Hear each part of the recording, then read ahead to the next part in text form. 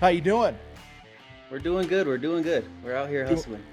Out here hustling a little bit, pouring slabs and all that good stuff, apparently. Creating social media posts, changing lives, leading the way for people. It's good to hear, man. I know we chatted a little before I hit record here, and you got kind of an interesting story. You've grown to a couple $1 million in 2 or 3 years in revenue. You almost went bankrupt. I think somewhere along the line you sent me a message that you were like 500 grand in debt. Did I hear that right? Oh yeah, we were so many mistakes, so many troubles, and yeah, it's a wild ride in business. No one ever talks about that. Everyone always talks about how much money they Yeah, made. They never talk about how much money they lost, and it's a wild ride to get up there. yeah, that's right. It's and man, we just jumped off into the deep end of the pool here today, right out of the gate here. So so dude, tell us how I want to get into a bunch of things here today. I'm really excited to have this conversation. Um, how'd you end up here? Like, give us the backstory. What'd you do before you started a business? What made you start the concrete business? I'm just curious. Yeah, so the concrete business was actually my eighth business I started since I was 18. So every year since I graduated high school, I tried to start a business. I knew I Hmm. always wanted to Hmm. make wealth. Yeah, I wanted to build generational wealth, and I knew like I couldn't do that working for someone. So I Yeah. tried so many businesses, they never panned out. And then it wasn't until I was working for a guy for a couple years, 2 years doing concrete. That's how I kind of got in the concrete game. I was like Mhm. 23, 24. And then it wasn't until one point I actually didn't get paid.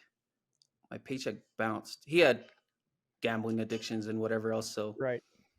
there was just one day it was like me and 12 other guys, all of our paychecks bounced, and that was kind of the final straw of me finally Mm. putting my foot down that I'm not working for anyone. And so I actually, yeah, I just quit right then and there. We were out of town too, so I had no Oh, money. I slept in a Walmart parking lot, oh, man. and yeah, we were like 4 hours away from home because it was wintertime, so we were working out of town somewhere in a warmer climate in St. George, Utah. Mm. But that was kind of the thing that kind of finally instilled the confidence that I'm starting a business, I'm making it happen. I only knew how to do concrete at the time, so that's all I just pushed on Okay. doing and been going hard ever since. What other businesses did you start? I'm curious. Oh, laundromat, real estate investing, digital marketing. I try to do personal training, um, like e-com, Amazon FBA, Hmm. so many different things. Yeah, so it's anything Yeah. underneath the sun. Yeah. And so that's interesting because what I like about that, I had a conversation with one of my sons not too long ago. He's 24, and I just told him, I said, "Dude, you just got to throw shit against the wall. Just do something." Like I think you get to a point where you find your thing, and then it's let's ride this horse, right? We're all in with the certain business, and I believe until you're a million or two, you have no business starting another business, right? But I think in the beginning, when you're young, you don't have the responsibility of spouse and kids and things like that. This is the time to try shit, and so that's just what jumped out at me about that. What was it about uh, concrete that made you stick with that? It's just because my backup was against the wall. Because yeah, one, I had no money because I didn't get Hmm. paid for the couple weeks. And then I only had a couple hundred to my name. And so all I had was literally just my tool bag. And so Hmm. that's all I knew how to do. So I was just starting Yeah. a concrete business, which I was already kind of running the crews for the guy I was Mm. working for, even Yeah. though I didn't know a whole lot of the trade per se. Hmm. I understood like kind of how to deal with people, kind of more that side of the business versus knowing how to really finish the concrete and things like that. So I was kind of like managing all the guys. So I just thought if I could do it for him, why not do it for myself? Hmm. Make more money. Yeah. How'd you get your first job? I believe it was either a flyer or thumbtack. I don't remember if it was one of the two, but Yeah. I was trying everything at the time. Yeah, so I was trying to Sure. do like Yep. flyers, you name it. But it was one of those two, and I definitely didn't make any money on it. I, I was googling prices, and then I just googled concrete prices, how much to charge, and of course it's like Hmm. national averages, whatever 10, whatever the square footage was. So I Yeah. just used that as my price, and it was way off. I Yeah. made no money, 100. Ma- percent Made no money. Yeah. It sounds like some of my first jobs. Had no idea what I was doing. And I think that's where a lot of people start. That's truthfully one of the biggest reasons we started the contractor fight many years ago is, to be the educational force behind what contractors need to know and all that. Um, so you, in your notes you sent to me, you mentioned about a half a million in debt. How did that happen? The business grew far too quick, Hmm. and I guess there's not a issue with the business growing quick, but if I don't grow as fast as the business is, then it doesn't matter, because by my Hmm. second, third month in business, we were getting so many leads. It ended up being 8 guys, 10 guys, 12 guys by my like second, third month in business, because we had so much work. Yeah. And so I thought all you do is just close jobs, hire guys that have been doing it for 10 years, Hmm. and then you just keep repeating. And I quickly learned, no, guys don't mix well together. And like there's all these operations. It's like if labor goes over hours, you start losing money. Hmm. And so we were just doing so many jobs in just a short amount of time. We were pouring 4, 5, 6 jobs a week Yeah. and then just going on to the next one. But a lot of the times I was not tracking anything. Hmm. And so like I didn't even know. I just saw money coming in Yeah. and then money went out, and then all I kept doing was market and trying to land more jobs to fix it all. Yeah. And so the debt happened because we did so many jobs. A lot of them I priced it wrong. Our labor went over hours, so we lost money that way. And then also a lot of the jobs got messed up. And so Mm. I have to go back and fix it. Yeah. And so many things on top of each other. And then also it would come into wintertime. I live in Utah, and we get a lot of snow. Yeah. And so then by the time it came into wintertime, I had all these bills I had to pay. I ended up pulling out these short-term loans, Hmm. which was this ridiculous interest. It Yeah. was, Yeah. yeah, I pulled out like a 50K loan. Hmm. I had to pay it back, and it was either 6 or 9 months. Yeah. And so it was like every week it was pulling out 1 to 2K, whatever. Yeah. And that's what kind of spiraled because so much money was coming out.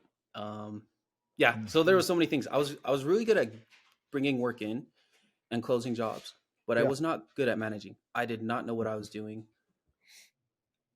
But I'm grateful that I went into that much debt.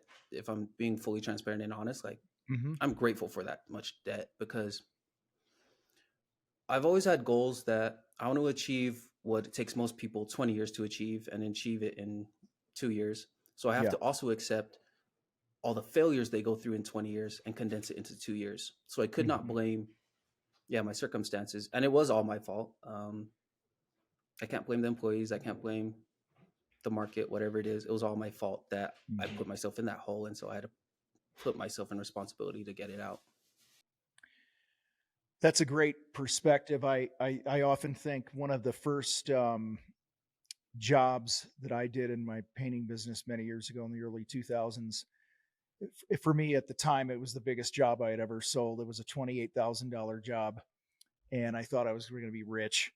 Like it was just that it was my first year of business. And I thought, like, man, this is amazing. And um, that job was an absolute nightmare. It cost me 45 grand to do the job, and which I should have charged like 90 to 100 to do the Oh, job. wow. If okay, we operate on a 50% gross profit. That I didn't have that rule in place when I started, and I just didn't know my numbers. But and that was a brutal time, man. I mean, this guy called me on Christmas morning to bitch me out at 7 a.m. I mean, it was a nightmare working for this guy. But I'll tell you what, it is the foundation of everything I now get to help hundreds of thousands of contractors with. You know what I mean? Because I went through those things, and it contributed into who I am today. And that's what I heard from you. And I just think that's a healthy perspective to have. Like, you can't do anything about it now. You went through it, you made the choices, so you might as well, do what you can to learn from it and turn it into a win. So, um, and here's the other thing, man. I mean, you did most companies. I think it's like 9% of small businesses ever do a million in revenue, and you bang that out what, in your first year and a half or whatever it was, and then learned some tough lessons. And now you've turned it around and you're a couple million plus and your brother's running the company for you. Yeah, and it was 1 million my first year, and it was all ego Mm. based, which is what also put me in the big hole because Mm-hmm. my ego was just, I just want to hit 7 figures. 6 figures is too small. So all I was trying to do was just push, push, push. And I realized I didn't really have maybe I had the skills of marketing and sales to do that, but I didn't have like the leadership skills, the operational skills, Mm-hmm. how to train people. And that's what kind of messed me up. But yeah, that's what all I pushed. And yeah, now my brother I'm not part of the business anymore. He runs the Mm-hmm. construction company. I just help him do the marketing now. But other than that, Okay. he's a badass. Yeah, that's awesome. That's good to hear, man. So, um, you you mentioned before to me that I'll read what you wrote here. Alcohol and ego is what drove me to almost fail. Um, you just touched on the ego a little bit. Let's talk about the alcohol. What was going on there, man? You some vices you had to deal with. Oh yeah, it was. So I didn't really drink much beforehand, but when I started the business, the amount of stress I went through, and then that's what I fell to. I started drinking a Mhm. lot. I was drinking 6 to 8 shots a day. Okay. It was insane, and because I went from just me, I don't have no wife, I have no kids. Yeah. So going from that to now having 12 families to feed every Right. week, that was and it was within, yeah, we went from no employees to 12 in like a month. And so Hmm. that's one thing. If anyone's ever starting a business, that's the biggest stress that I did not realize is having other families that are relying on you. Um, Hmm. but yeah, I use that as that's, I guess, my excuse why I started drinking. And then I was drinking multiple times a day. Yeah, 2, 3 shots in the morning, 2, 3 shots for lunch, a couple more shots at night. And one thing just kept messing up after another because then mentally I wasn't clear. Then I Hmm. started gaining weight.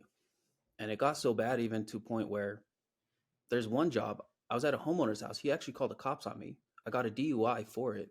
I still have a breathalyzer now for it because I showed up to his house. I was 1.9. Because I think that the alcohol, yeah, like the alcohol two is like Yeah. where I think they Yeah. truly suspend your license. But yeah, I, he called the cops on me because I was drunk on his job. Of course, DUI. Went to jail for a day, and I still kept battling that for a while until I finally had a mentor kind of just wake me up that like I gotta get out of rock bottom. Hmm. And I realized that that's a huge vice, not just alcohol, but weed and, well, vices in Yeah. general in the blue collar Sure. industry. It's like so many guys, they have a $10 million business right in front of them, but they're standing in their own way with these vices, whether Yeah. it's the drugs, the alcohol, or it's like these things, these mental barriers that are keeping them from trying to level up and succeed. And I Hmm. realized that was mine. It's like, damn, if I can do 1 to 2 million as an alcoholic and like not even keeping my shit together, I can't imagine what I can do when I'm mentally clear, when I'm focused. Hmm. And Yeah. so I It's got myself cleaned up, and yeah, and now I want to help others because like that's what kept me from trying to be successful. Yeah, and I think I grew up in a family of professional drinkers, and they were all tradespeople. So it's just that stereotype of, hey, if you're in the trades, you're addicted to something, right? Um, and I like what I'm seeing in the world right now. I think a lot of it is coming from social media because there's people like you that have turned things around. You're being an example and you're making it cool to not be a slave to that stuff. You're making it cool and highly visible to tens of thousands of people and contractors to work out and to be in shape and live a life of discipline and those things. And so I think that's one of the benefits I've seen from social media just in the blue collar world is there just seems to be a lot more guys posting pictures of their workout instead of posting pictures of drinking beer after work. So, and Yeah. it's about I think I truly believe our biggest hindrance to recruiting more people into the trades is the example that we're all living, right? Like if we're fat, drunk, and broke, right? Who the hell Yeah. wants to get into that? But when you're in shape, you're making bank, you got a great team, you got, girlfriend, wife, significant other on your arm, like you got a strong relationship, all these different things. That sends a message like, hey, because right now everybody growing up, they want to be a social media influencer and all this other shit. They haven't done the fucking thing in their life. And, you know, and they're avoiding the trades like the plague because I believe truly the root of it is the example of most contractors and most people that Exactly. work in the trades. So, Exactly what you said. It's like it's not appealing. It's like, no one has ever woken up wanting to be more fat, more of an alcoholic, mm-hmm, and more broke. So it's like mm-hmm, that's everyone in blue collar industry, like they complain about that. It's like, oh yeah, I'm always drinking. My wife's always, yeah. How many times have you been divorced? How many, mm-hmm, all these negative things. It's like, yeah, of course no one wants to do it. There's nothing appealing to it. right. Yeah, it's funny. You go, nobody wakes up wanting to be more fat or this and that. I remember this is a long time ago. Things were not going well in life and business, and I remember having some drinks one night after work, and I literally said to I was alone too. I was at home, nobody else was home, and I was just drinking way too much. I was just depressed or whatever. It was one of those shitty days, right? And I remember saying to myself, let's see how drunk I can get. Like it was almost like a goal. I was going to say, like, literally, can I drink Hmm. all of the alcohol in the house tonight? Which I didn't do, thank God. But anyway, you're right. We don't wake up. We all have dreams, right? Someday I'm going to get in shape. Someday I'm going to make money. Um, Someday you fill in the blank, whatever it is you want. Hmm. What do you tell somebody who's still chasing their first someday? Like they've been saying someday I'm going to do this for fucking 5 years and they haven't, whatever it is. I don't care what the goal is. What do you tell that person who's dragging their feet on their someday? Oh yeah, I just try to be. I be as blunt as I can be. A lot of my content is that way. I Yes, just it call is. people out because a lot of times people have been coddled their whole lives, and so like Mm-hmm. I'll call guys like, how can you be a dad if you're broke? Like, how can you be a dad if you're an alcoholic? Like, how can you be a dad if you're fat? Like, is that the example you're trying to set for your kids? And then it strikes a chord in a lot of guys, and then because they've never been told that, Mm-hmm. and they think it's fine to not be a role model. They think it's fine to just go with mediocrity. I was like, I don't think so. I was like, I think it's good to be an example as your best, physically, Mm-hmm. financially, mentally, all across the board. And some guys it hits with, some guys they're hard headed with it. But as long as someone's making a decision on it, that's all I Mm-hmm. care about. Is like whether someone hates me or love me. As long as they know they've heard of me, that's that matters. Yeah, it's I remember, God, probably 10 years ago now, I did a talk for this group and I talked about the power of polarization. Like if you're, in your case, social media, right? You're doing your social media. If you're indifferent, if you're in the middle, nobody gives a fuck, right? Mm-hmm. You got to take a stand for something. And there's, anytime you take a stand for something, you're going to have lovers and you're going to have haters, and that's totally okay. Being in the middle sucks. See, I love those posts when I do I did a post on how it was literally, it was a YouTube short that I did, I don't know, a couple months ago. And in, 50, 60 seconds, I was like, I fired 7 people in a 20-minute period because they were fucking toxic employees. And 5 minutes afterwards, we were more profitable. Like it was that quick. And I got all this hate mail, right? I'm sure you've gotten these like, well, no wonder you were profitable. You fired 7 of your employees, and you were keeping more of the money. What they didn't understand Mm-hmm. was, and we're actually getting ready to record a full length video telling the whole story. This was a long time ago, but the 5 people that we kept out of the 12, I fired 7, we kept 5. Those 5, we gave a 30% raise on the spot, got rid of the toxic ones who weren't bringing everyone down. And those 5 produced more work with less callbacks than the whole team of 12 did because they didn't have the distraction of the toxic guys. Okay. But that's one of my points is like when I do a post, I do a video, if I'm not getting like fuck yeah or fuck you, one of those two Mm-hmm. I love reactions, that. that I know that I didn't do it right. I didn't bring my A game, and Yeah, so because everyone's too scared to like make an opinion on something. It's like they don't want to hurt anyone's feelings. It's like, no, that's what you're supposed to do. You just make your opinion because you truly believe it. It's like if you're trying to make everyone happy, you're pleasing no one. Yeah, yeah. Well, and that's a hell to live in too. When you're trying to walk the line and please everybody and stuff, that's just too much stress every day in my book. But um, so we kind of just dipped our toe there into a little bit of the main gist of what I want to talk about, and that's building your contracting business with social media. Talk about it a lot here. Um, around the time that we connected, it's funny, it was, I don't know, coincidence, whatever you want to call it. I had a couple other people send me links to your shit all within the same week that you and I connected, and like, hey, have you ever seen this guy? And I hadn't, which is funny because I'm on this shit all the time and I just never Mm-hmm. came across you. But um and across your platforms and stuff, Instagram, TikTok, this and that, you got what, a couple 100,000 followers. Um and before we hit record here today, I asked what percentage of your revenue comes from social media, and your answer was, 100%. It was all from there. okay, No, yeah, no rewind, websites. rewind, 100%. Okay.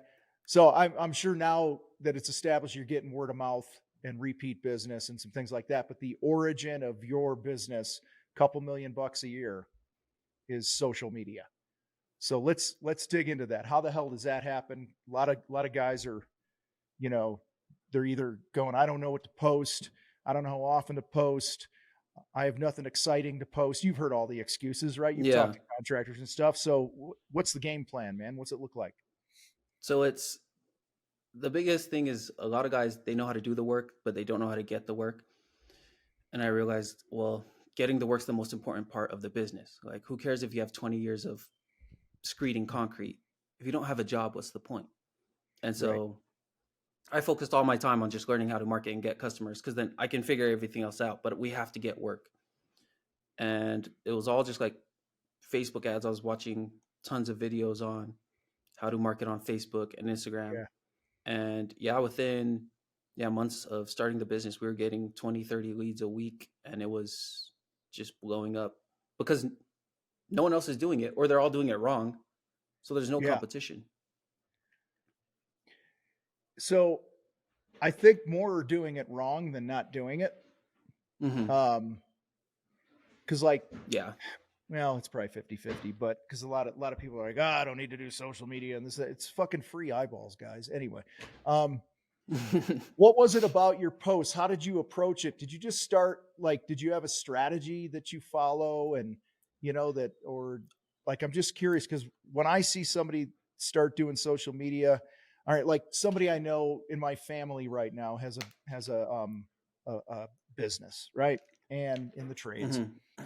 and they're posting things like, literally it'll be an Instagram image, and they're doing what they know to do and they're consistent, and I appreciate that. I'm not ripping on that part of this, right? But like, they'll post a picture of a fence and say, we install fences, call us. Okay. And then the next post will be, we fix this, call us. And it's just, Hmm. every post is like, you know there's a before and after here and there, but the majority of the posts are like, hire me and buy my shit, you know Yeah. and Yeah. and what I've learned is that people buy from people, and and people they can engage with, that they can, you can't like and trust somebody if you don't get to know them, and those types of things. So what's your approach to this? Because I've gone through your social media and I don't see anything like the typical shit most people do. Oh So no. It's yeah. um So breaking down how the strategy was. So number one, it was volume. I was posting 4 videos a day, which was most people were struggling to post one. So I was like, no, I'm going all in, Grant mhm, Cardone style. Yeah, so I was mhm, posting 4 a day. I was also posting a lot of polarizing content. So exactly like what you said.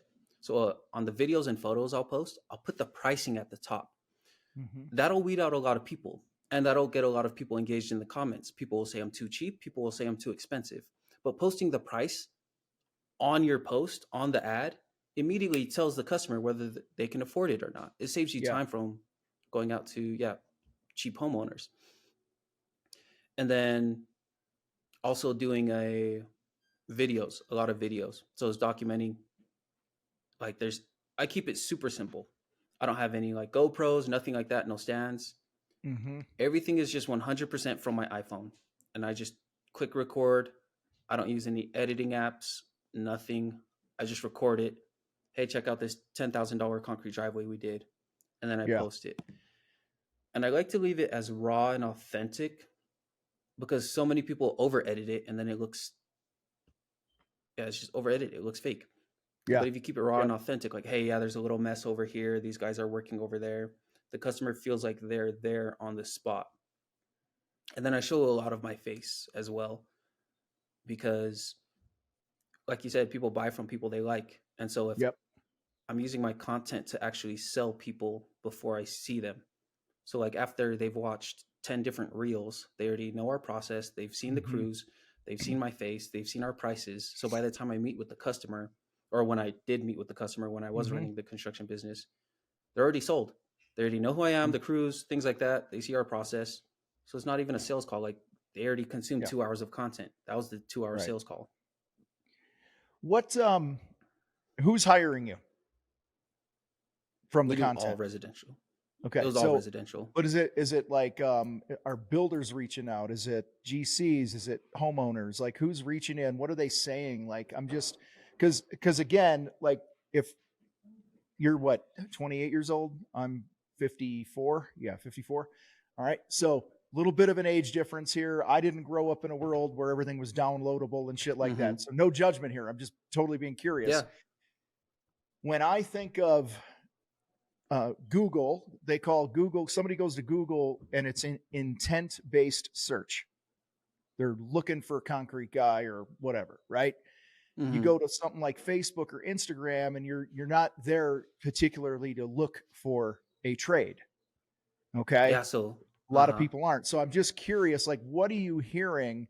Although I can say that my wife and I, my landscape good buddy of mine, and I already knew who he was, so it really doesn't count. But we used to sit in bed and scroll through his Instagram shit and talk about the backyard we were going to build, and we were like, oh, I like this idea, and I like this idea, and we already knew we were going to hire Matt. You know what I mean? So I know some people do that, but I'm just curious, like, who's hiring? What are you hearing? Um, and to do a couple million a year from what Instagram and Facebook. TikTok, right? And Facebook, Facebook and Instagram. That was really where, Facebook and yeah. Instagram. Okay. So you can actually target age ranges. You can target Mhm. occupations. You can target zip codes. So like ours, we would target it only in the top 50% zip codes. You have to be at least 35 years old to even see our ads. And then you can even pick like professions. So like a lot of Mhm. ours will target to people that own boats and RVs. Mhm. Because if they have a boat and RV, like cool, that's our bread and butter, RV pads. And if they Yep. can drop 25K on a boat, they can afford a 10K slab. Yeah. But yeah, that's how we did our targeting. So it would just pop up on people's phones because people check Hmm. their Facebook 10 times a day. If I Easily. pop up on their feed 10 times a day, Hmm. it's a lot more likely they'll hire me. So, and that's ads. Like I know you can target on ads. What's your approach with your organic stuff? Were you getting business from that too, or was it predominantly just the ads? Predominantly just the ads. Okay. Yeah, And it the wasn't until organic stuff later. kind of like supports the ads, like they see like your real business and shit when they Exactly, go because check out your profile. Yeah. yeah, because on the reels they'll like a photo and now they'll Okay. just start seeing more photos pop up, and Hmm. we kind of just use that as like the catalog, because instead of sending someone a booklet or catalog, like just send them your Facebook page, because if they like a Right. couple photos, every time they open up Facebook now you'll pop up again. Hmm. What was unique about, or what is unique about the ads that you do on Instagram? Is it back to what you said, where you're like, "Hey, check out this $10,000 slab we did"? Yeah, I think Is it it was because literally that? polarizing. Yeah. It was So, polarizing. Either the job was like it was amazing, or there was there was some. One of the best ones we did is one of the joints was actually crooked, and so I mm, posted that ad. That was actually our best performing ad. Um, the joint is crooked, and it, yeah, and it just went. So many people commented. So many people were talking shit on it, but that yeah. was what worked best for us because so many people commented negatively, and all of our responses were, "Thank you for the feedback. Appreciate the support." It was all like positive comments, and Yeah. so we got so many customers reaching out to us because they loved how like we were just so professional, and it was good. The people that Hmm. were pissed off, it was actually other contractors. So It's they were always other just like, contractors, man. yeah, they were just trying to tear us down because we were getting all Yeah. this, feedback from social media, and it was reinforcing. Mhm. So Hmm. yeah, so It that was the best. It was like polarizing or either a fabulous job. one of our posts that did really well, and it was just organic, was one of the coaches in our program was sitting in our studio here in Colorado Springs. He flew out and we recorded one of our video courses on numbers. And while he was sitting on one of the sofas, I did a little. I asked him a question and filmed it. You know what I'm saying? Just real quick, just for social media. Well, behind him was, we painted all the walls a flat black, but I didn't do a total, top level drywall finishing job. We just left because it's part of a warehouse. So downstairs is like a shop area, and then you go up the stairs and you're into our studio. It's probably 600 square feet. It's one big room, and it was just fire taped. You know what I mean? Like, it was just this Mm-hmm. shitty room. We threw down some area rugs, threw some black on the walls. Really didn't care. Just threw up a couple fight signs and some pictures and this and that, because it's not like our permanent thing. We don't care. It's the shop, if that makes sense. Dude, Yeah. the amount of fucking people that were commenting like, "I thought you were a painting contractor. I can't believe that you left that drywall behind his head look like Yeah. that." And I'm replying, "Hey, thanks, man, but I don't fucking care. It's a shop. It's not Mrs. Jones's house. Like, it's very different." So it's funny that it's true. Like 90% or more of the shit content or comments we get are from other contractors. In fact, I'll do a video going, "Hey, you need to, if it costs you $1 to produce it, you charge two and shoot to Oh, the I seen your customer." comments. All Yeah. right. And comment, and how many fucking contractors are in there going, "You're a fucking thief. You're ripping people off. This is why people hate contractors." And I'm like, "No, motherfucker. This is why contractors are broke, and they're stealing from their families because you shitheads are arguing with. I'm trying to make you more fucking money, you knucklehead. You know what I mean? Mm-hmm. And you're arguing with me? Fuck off." I mean, see, get me all jacked up now, because here we go. It's like, it's that polarizing shit. So you're running these ads, they're polarizing. Um, have you ever? I don't get the sense if this has ever bothered you, but I got to ask for the people that listen to this.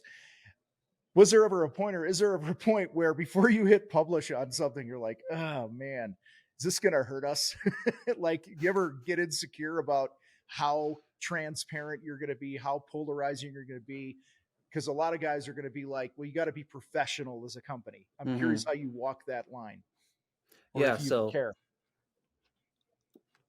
I used to in the beginning, and then the what I realized was like the more authentic I was, the Mm-hmm. better I got in business, the better the content grew, because then I wasn't faking anything. It was all like, no, this is how I truly feel, and then people resonate with it.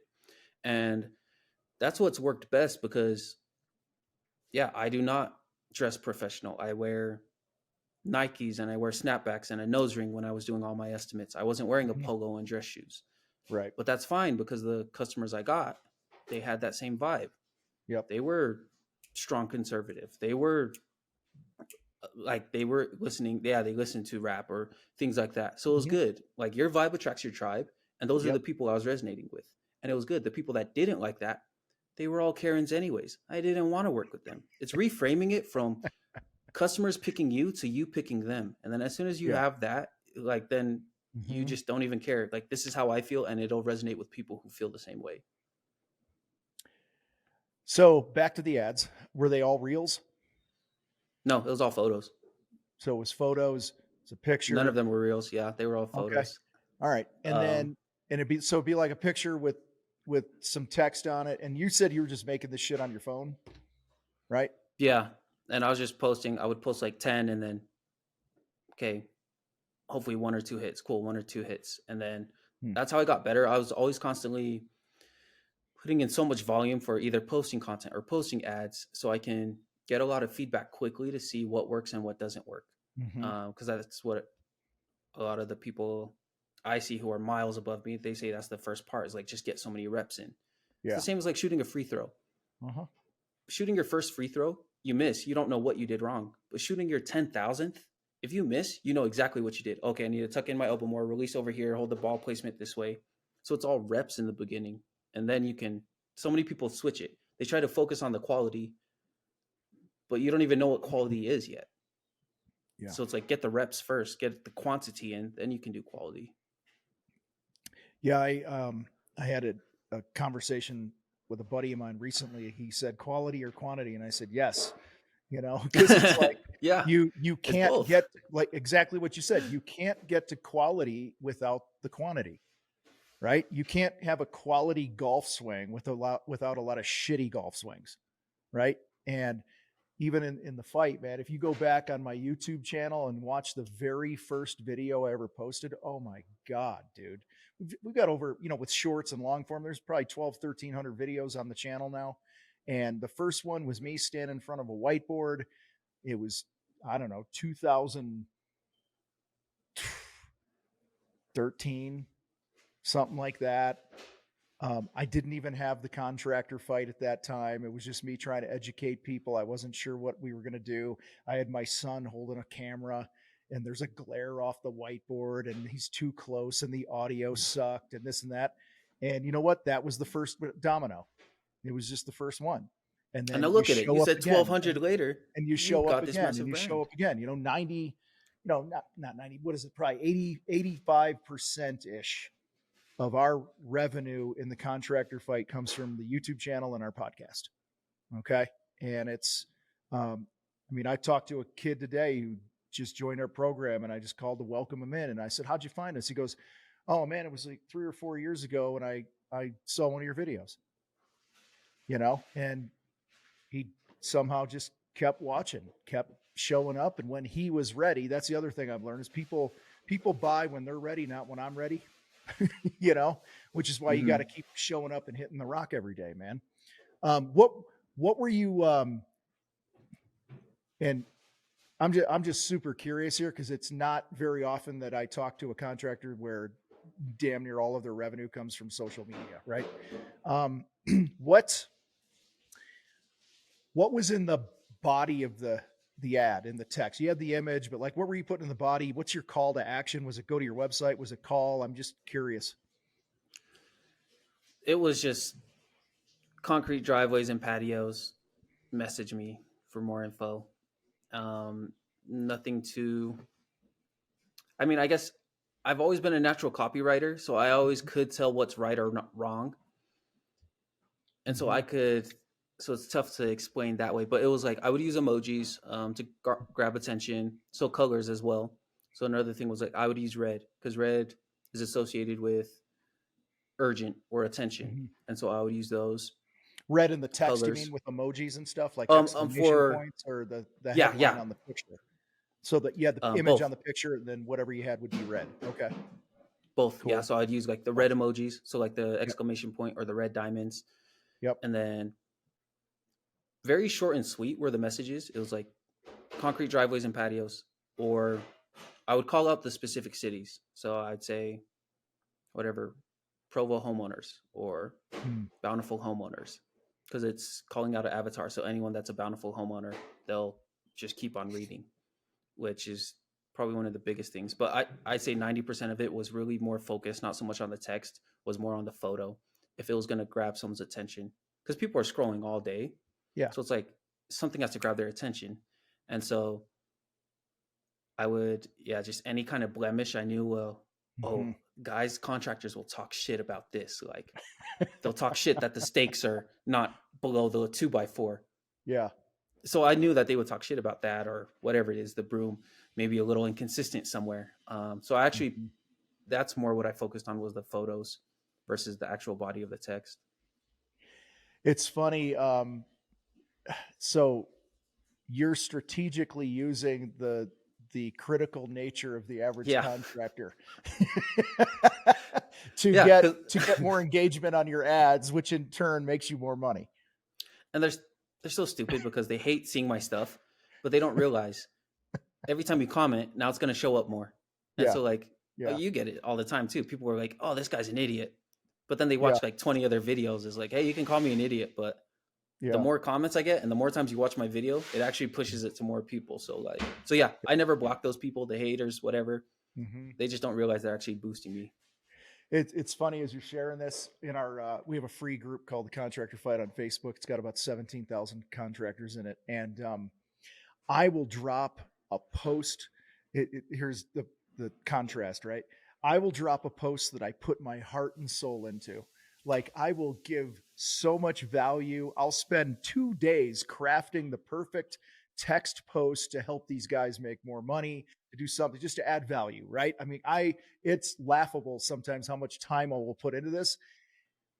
And there's 17,000 people in the group who get like, 500 views and nobody gives a shit, right? And then I'll just snap a picture of a fucking door and I'll go, how much to paint this? And I'll put it in there. And there's like 16,000 comments and all. It's like off the charts crazy because contractors by nature want to give their opinion on shit, Yeah. So if I want, and I've done it where I had an important announcement, like for event tickets that were going on sale. I'd put a picture of a door and I go, how much for this door? How much would you pay to put this door in or whatever? And then when they clicked it, they'd open it and say, hey, our tickets are on sale for our event. So at least I know they'd see it. So I try to game the system that way. Anyway, fucking Yeah. contract, Yeah. knuckleheads.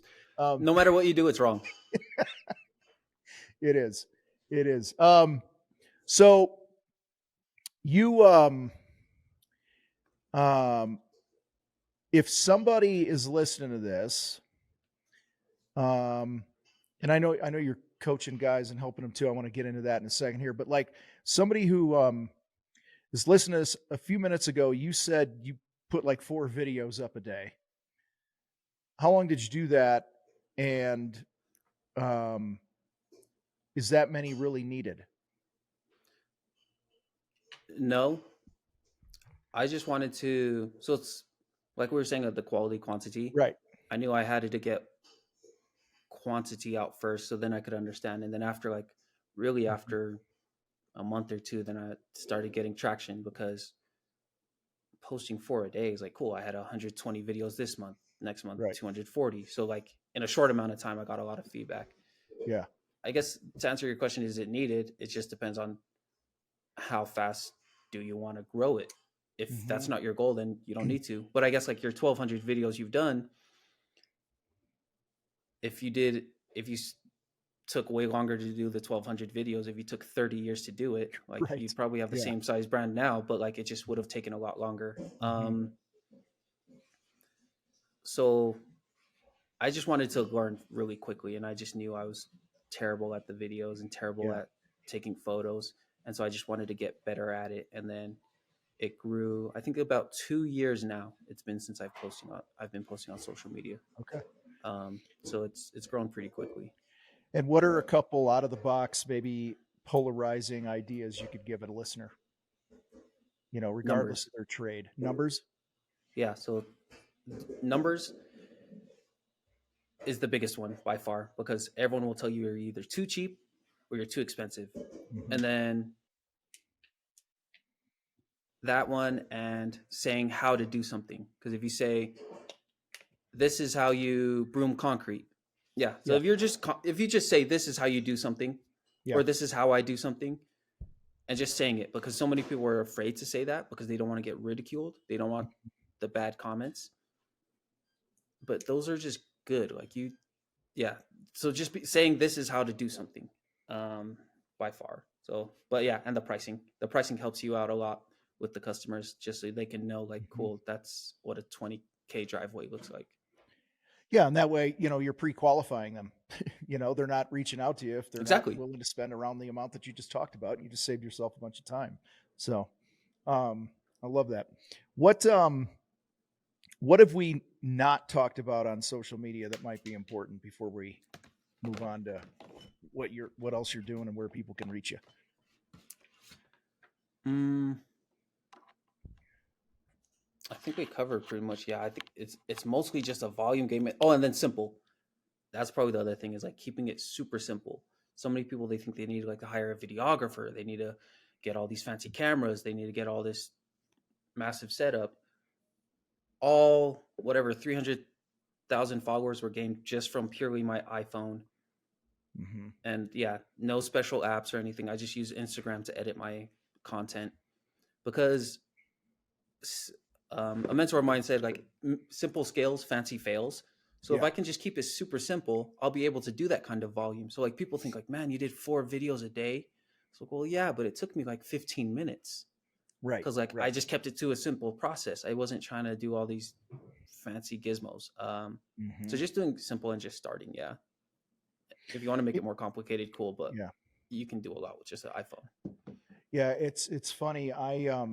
I get some sort of video person reaching out to me every day of the week, in the DMs and stuff like, hey, we took one of your videos from YouTube and we made a reel off of it, and what do you think? And we can make a lot more of these for you, and the quality of your reels could be better and this and that. And I'm like, I never reply, but I replied to one guy not too long ago because I had gotten a lot of messages from him. He's a nice guy. And I just said, dude, what's the goal of me having higher quality reels? You know what I mean? Like, really, what's the goal? Because I don't want more reels. I don't want a Mm-hmm. high quality reel. I want people to opt in to, you know, the spreadsheet we're giving away. I want people to buy an event ticket. I want people to join the Contractor Fight free Facebook group. Like that's the exchange that I want, is something like that. People don't hire a marketing agency because they want somebody to run ads. They hire a marketing agency because they want to fucking make money. So it's like, Yeah. it just blow. I'm glad you brought up the whole keep it simple and you did everything on your phone. I tell guys all the time, like, if you don't have any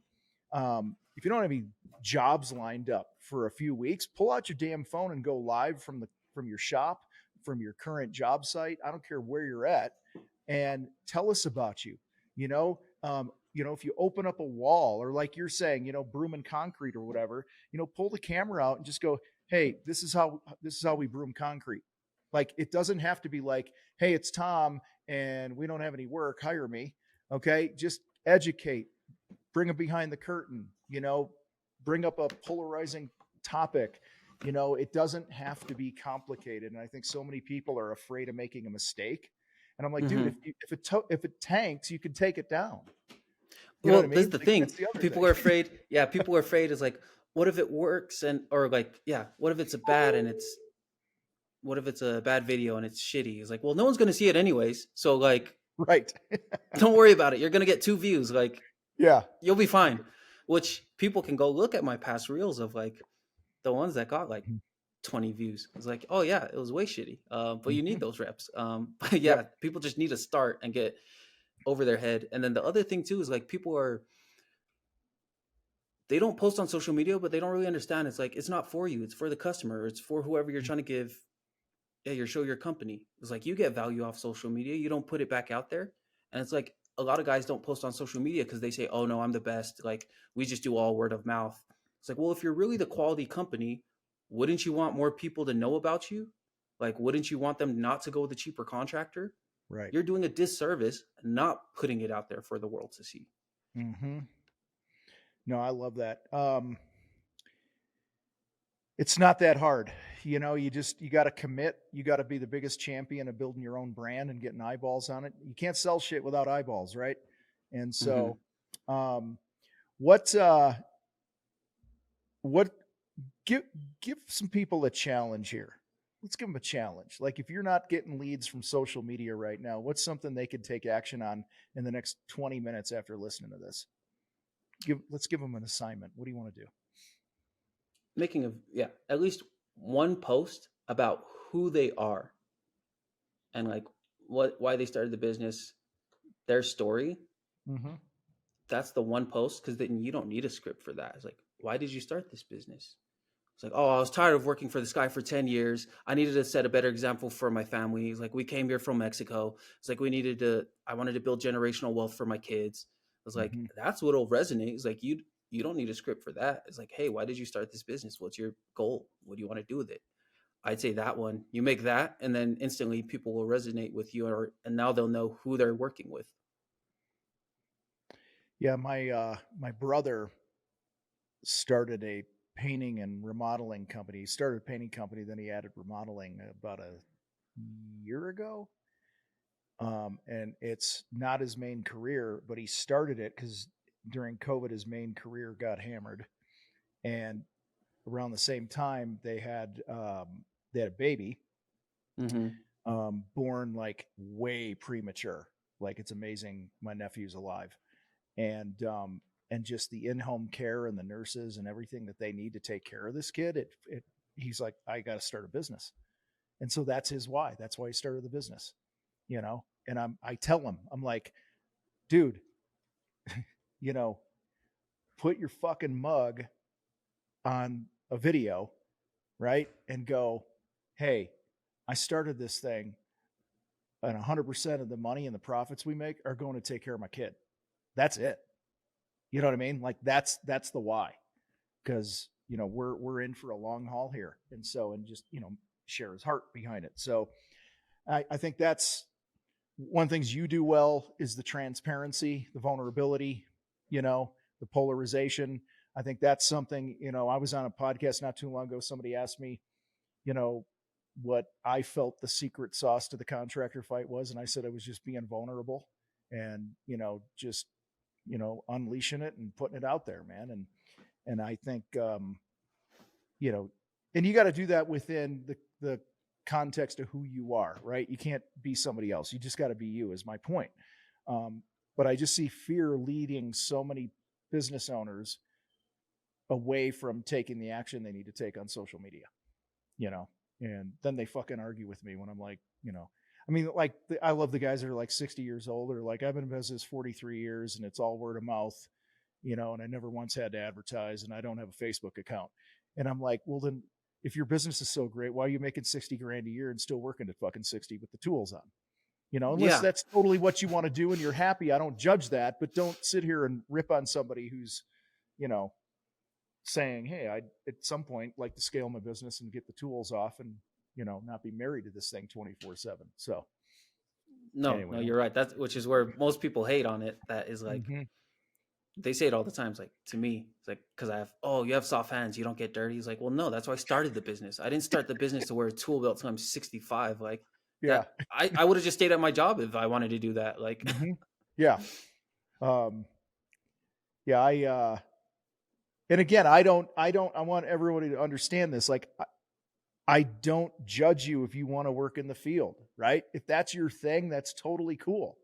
mm-hmm. I don't know your life situation. I don't know if you fucking won the lottery and you just started a business because you want something to do and you like to build shit. I don't care. I don't care if if your spouse works and you don't need to make money and you just like doing, then knock yourself out. But the majority of people who listen to shit like this are the ones that are going, I want to build a $5 million, $10 million business. I want to buy a fucking boat. I want to have 20 trucks on the road. I want to scale this thing. And then at the same breath, they're going to argue with building your brand and doing social media. That's who I call bullshit on. So, well, dude, what else you got going on, man? You got the concrete business that your brother's running. And then you said a few months ago or a year ago or so, you opened it up to helping some people. And what's that look like? Yeah, so I started posting a lot on social media. Things that I learned, good and bad. Hey, these are mistakes I made. This is how I lost money. Mm-hmm. And this is what helped me close more jobs. And then people started asking for help. And now I started the program I have now. I started it like December, just helping Mm-hmm. contractors, hit whatever numbers they want to hit, which most want to hit at least 1 million. Because like you said, only 9% of contractors even hit that mark. And so Right. it's like, it's a good milestone. But I love it because I've helped so many people avoid the mistakes I made. Yeah. Like one of the youngest guy in my group, he's 18 years old. He dropped out of high school and he did 34K this last week. 18 Nice. years old, landscaping Nice. and concrete in Missouri. Yeah. Fully subbing it out.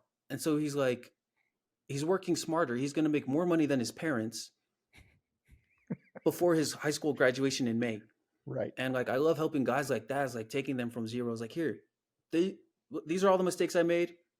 You can kill it. Just avoid all the stupid things I did. Hmm. And so it's like seeing guys win like that. That's what I love. But yeah, there's the coach. That's the coaching group I have now, helping all different types of contractors. There's one-on-one coaching for 3K a month, or there's Hmm. the group coaching that's 750 for 3 months. And either way, it's really just me and my one of my partners I have just learning directly from us, not just of the Yeah. business though, also trying to get the mindset right, Yeah. trying to drop the vices, trying to get in Hmm. shape. Because I'm a firm believer you have to win in all areas. There's no point making all the money Hmm. if you don't see your kids. Yeah, if you're Hmm. fat, if you're an alcoholic, like there's then what's the point if you can't even enjoy your wealth? And so yeah, I'm more focused on trying to help guys just really like we just gotta win in all areas. Yeah. Excuse me. One of our philosophies here, or my philosophies that we have here in the fight is success is an inside out game. And and we go strong you, strong home, strong business in that order. I You like work that. on you work on the home in that order, and then you work on the business. And sadly, we in the name of providing for our families and the people that we love and our employees and all these things, we have it flipped and we put everything we have into the business. And like you were talking about, you start doing 6 8 shots a day, you're getting fat, you're not working out, you're not taking care of you, and then Not you seeing your lack kids. Yeah. clarity. Yeah, you lack clarity. You're not home for date nights, you're not home for dinner, whatever it is. And what I've learned through a lot of error in what I say, I'm 54. I've made a lot of mistakes. Is um, what I've learned is that you take you and home with you wherever you go. I don't care if you work at a fucking 7-Eleven or you own a concrete business, right? When you walk out the door, what's going on in you and what's going on under your roof at home comes with you. And so, um, and I can tell you that many years ago, when I flipped it and I'm like, no, I'm getting my own oxygen first, taking care of me, health, sleep, those types of things, eating right, workout, whatever. And then I'm putting my next round of energy and focus and priority on the relationship with my wife and what's going on here at home. We have 5 kids, they're all out of the house, but it still applies. Dude, you could literally see with almost immediately when I adopted that priority, my revenue, profit, everything on our business statements started climbing when I made that shift. And so that's why I'm always in guys' heads, like, or ears or whatever it is, going, dude, you got to get out of your own fucking way here. Take care of you, take care of what's going on at home. Then the business, you'll be stronger. You want to build a strong business, your business will only grow as strong as you and your home life is. So anyway, I'm off my soapbox. It's your interview. So No, I love it, bro. We it's could jam on this all day. I yeah, love it because it's not building the business; it's building the right, man, and right. then the business will follow. Yep. Jim Rohn, ROHN, old motivational speaker guy Oh from yeah. 1,000 years ago, said, "Don't seek to become a millionaire for the sake of having $1 million, but seek to be wealthy for who you have to become in order to be wealthy." And um, I've got money, and I can tell you who I've had to become um, is pretty crazy from where what I thought it was about when I was younger. Like I used to look at rich people growing up and I'd be like, oh, fuck them, because in our house, people were like, oh, if you're rich, you're stealing from somebody, you're ripping people off, you're the ogre boss and all those different things. And the more I've succeeded and earned and this and that through the years, I have truly learned that the the the wealthiest people are some of the most well-rounded, self-developed people, self-aware, compassionate, sacrificial Hmm. people that I've ever met in my life. I mean, Yeah. dude, you don't have a wife and kids, yet you were lying awake at night worried about your 12 employees and their kids. I mean, just who does that, right? Somebody who gives a fuck does. So it's Yeah. Exactly. And people, because like talking about the goals I want to hit, so like mm, I'm fully like my goal is to hit 1 million a month, and I want to push for that mhm, just because that's my goal. And people try to project that, hey, money isn't everything. It's like, no, Yeah. you don't understand. People that say money isn't everything haven't given enough away. It's like, yeah, they Mm-hmm. say that all the time. It's like, money doesn't buy happiness. It's like, no, you haven't given enough away.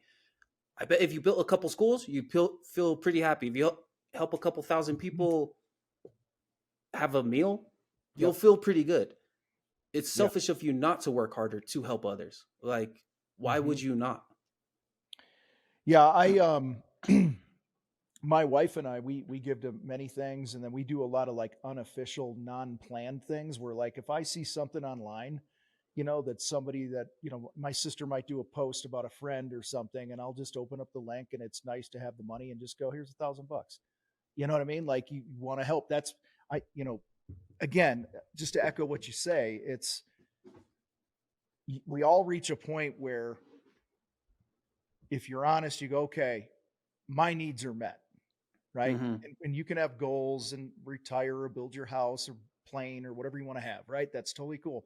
But at some point, man, if you're not giving and helping other people succeed, and it could be your time, it could be your money, right? It could be your wisdom, it could be mentoring somebody, whatever it is. That we're not just talking financial here. That Mm-hmm. there's what is it? I forget where, but I think somewhere in the Bible it says if you want to be refreshed, go refresh others, right? You want to be fed, go feed others, and I Exactly. can just tell you it's a lot fucking easier to meet other needs when you have money than when you don't have money. I'll never forget talking to this contractor years ago who coincidentally was arguing with me about how to make money and grow his business. Um, and he, But I bet you he got more money. he he was a guy that did not join our program because whatever, I didn't, he didn't resonate, we didn't connect, right? But anyway, he said to me, my goal is to he wanted to build tiny home communities for veterans. Okay, so there were no homeless veterans. And I'm like, that's fine, dude, but here's the problem: your business as it sits right now can't do that, right? You got to get oxygen. He was like, not even, he was maybe a year and a half old business that was stacking up debt, right? Not approaching each day and each project with certain fundamentals that were going to make them successful and help them stack those wins and increase profit, get out of debt, and build a war chest that then he can invest with his team into the heart passion projects that he wants to do. And that's all I'm saying. Like, you got to, again, strong you for you business owners also means building a strong business that's strong in cash, that's not a slave to debt. And because that also helps things at home, which then in turn, when you and your people under your roof at home have something on your heart and you want to help people in the world, you're going to be stronger together if your needs at home are met, right? So it's never selfish to feed yourself first, is my point. So anyway, I'm Yeah, going round and they round. teach that. Well, no, Um, they teach that on the airplanes.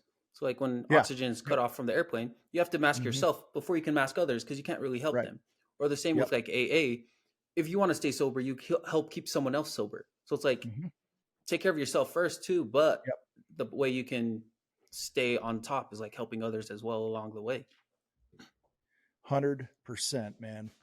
So if somebody wants to find you, they want to follow you, they want to see what you're doing on social.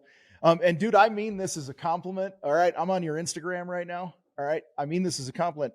When I pull up your feed, okay, Mm-hmm. it's this is a compliment, by the way. Um, there's nothing fancy about it. Like you said, I mean, I just happened to open it up here again, and to reiterate your whole simple thing. All right. There's a lot of people that have feeds that are all fancy and highly edited and all this other shit that can't get engagement to save their life and couldn't get a fucking customer if their life depended on it from their social. So it's more about the consistency. It's more about the things we talked about with being polarizing and it's taking a stand for something and not overthinking this stuff. So again, hat tip to you because you see a lot of feeds and stuff like that on Instagram or whatever, and it's like perfect. And yours, I can tell you do a lot of things on the fly as they come to you. You just pull out your camera and like, hey, here's some thoughts, Those are and the you best edit it a ones. little bit and Yeah. you throw it out there. So, but anyway, where do they find you? Where do you want people to go to learn more about what you got going on, man? Instagram's the easiest. Daniela Fia Fia. That's where I'm the most active on, is on Instagram right there. You message me, it's me chatting with you. And that's, yeah, I want people to like resonate with me and talk to me, and all the content and everything. That's who they'll just be working with. I love it, man. We'll definitely drop the links in the show notes and make sure people know where to find it. So if you're listening to this, go ahead and scroll down, open up the description or whatever it is, and tap the button. Damn it! All right. Well, listen, I appreciate you hanging here today, and I learned a bunch of stuff. I don't know about you guys, but I did. I got some work to do on my Instagram. Instagram hates me, by the way. I'm just going to tell you that it fucking hates me. So I'm You're on a banned, mission. shadow banned. No, I don't know if I'm shadow banned. I think I just suck. So it's, but anyway, appreciate you making some time here today, and keep kicking ass, keep doing your thing. I can't wait to see where you're at 12 months from now, because I know you're hitting it hard, and it's going to be a fun journey to watch. So Sounds good. Thanks, Tom. you got it. All right, guys, rate the show, share the show. And with that, I'm out.